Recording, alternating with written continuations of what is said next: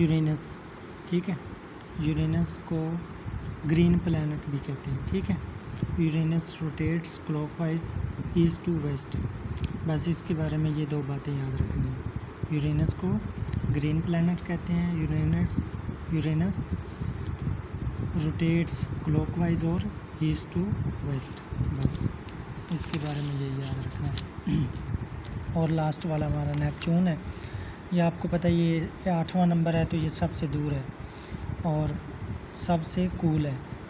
سورج سے دور ہے تو اس وجہ سے ظاہری بات ہے اس پہ ہیٹ کم سے کم پہنچتی ہے سورج کی، تو یہ اس لیے سب سے کول ہے. اور اس کو اپنی ایک ریولیوشن مکمل کرنے میں 165 سال لگتے ہیں، 165 ایئرس.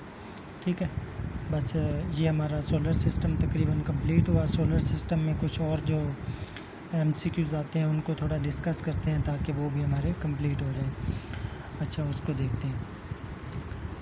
ایسٹرونومی یعنی study of the celestial bodies. Astronomy کس کو بولتے ہیں؟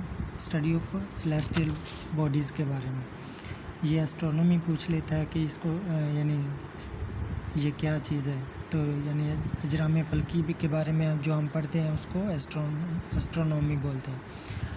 آگے کاسمولوجی.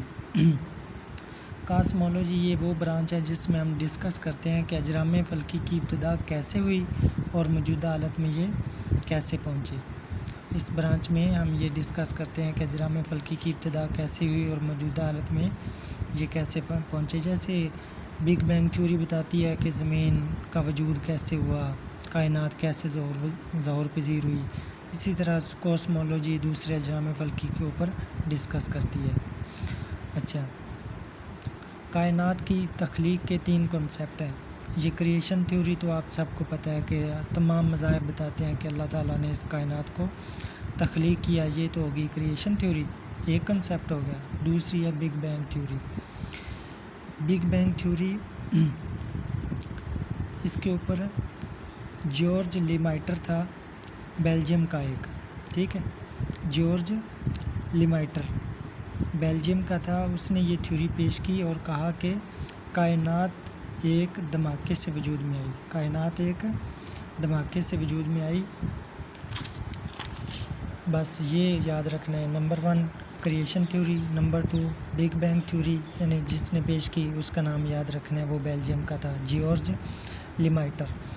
اور تیسری ہے اسٹڈی اسٹیٹ تھیوری. اس تھیوری کے مطابق یہ کائنات اپنے وجود میں آنے کے بعد ویسی ہی حالت میں موجود ہے. یہ 3 تھیوریز ہیں کائنات کے وجود کے آنے میں کے بارے میں، ٹھیک ہے. آگے ہم ایسٹیرائڈ پڑھتے ہیں. ایسٹیرائڈ کیا ہوتا ہے؟ مارس اور جوپیٹر کے درمیان ایک چھوٹے چھوٹے پارٹیکلز کی بیلٹ چکر لگا رہی ہے، ان کو ایسٹیرائڈ کہتے ہیں. یہ ایسٹیرائڈ پوچھتا ہے. دوسرا میٹیورائڈز اور کومیٹس. بس یہ 3-4 MCQs آتے ہیں کائنات کے یعنی سولر سسٹم میں. میٹیور کیا ہے؟ کوئی ایسا روکی آبجیکٹ یعنی روکی آپ کو پتہ ہے پتھر چٹان کے بارے میں اکثر بولا جاتا ہے، چٹانوں کے بارے میں. ایسا چٹانی آبجیکٹ، روکی آبجیکٹ جو ہماری زمین کے ایٹماسفیئر میں داخل ہوتا ہے تو ہم اسے میٹیور کہتے ہیں.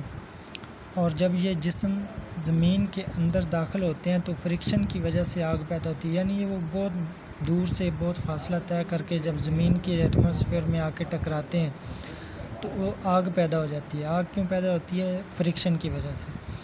اور جب وہ اس کو آگ لگ جاتی ہے تو جل کے جو راکھ بچتی ہے اس کو میٹیورائٹ کہتے ہیں. میٹیور اور meteorite. Comet is a lump of ice and dust orbits the sun. یعنی ایک برف اور دھوئیں کی بادل کی جیسا ایک کومیٹ جسم ہوتا ہے جس کو جو سورج کے ارد گرد گھومتا ہے. اور آپ نے اکثر دیکھا ہوگا کہ جیسے جہاز نہیں ہو جسے ہم دیکھتے ہیں آسمان کے اوپر بہت بلندی پہ اڑ رہا ہوتا ہے تو پیچھے اس کے دھواں ہی دھواں ہوتا ہے. یہ کومیٹ بھی اسی طرح جب سورج کے گرد چکر لگا رہے ہوتے ہیں تو پیچھے بخارات کی ایک بھاپ چھوڑتے ہوئے جا رہے ہوتے ہیں. اچھا، آگے یہ کچھ چیزیں ہیں ان کو نوٹ کر لینا. The gases which have most quantity. Hydrogen ہے، ہیلیم ہے، آکسیجن ہے. یہ سب سے ترتیب کے حساب سے ہائیڈروجن سب سے زیادہ، ہیلیم دوسرے نمبر پہ اور آکسیجن تیسرے نمبر پہ ہائیڈروجن سب سے زیادہ اس وجہ کہ سورج 75% ہائیڈروجن اور 25% ہیلیم پر مشتمل ہوتا ہے۔ اولڈ اسٹار اور یہ ڈوپلر ایفیکٹ اس کے بارے میں لکھا ہوا ہے۔ اولڈ اسٹار کیا کرتا ہے؟ وہ کہتا ہے کہ ریڈ لائٹ کب old star give red light اور young star give blue light, یہ ایم سی کیوز میں پوچھ لیتے ہیں۔ یہی ڈوپلر ایفیکٹ بولتا ہے کہ ڈوپلر ایفیکٹ کہتا ہے کوئی آبجیکٹ اس کائنات میں دور جا رہا ہو تو ریڈ لائٹ دے گا اور قریب آئے گا تو بلیو لائٹ دے گا۔ یہ چیزیں بس آپ نے یاد کرنی ہے، پھر انشاءاللہ آگے دیکھتے ہیں۔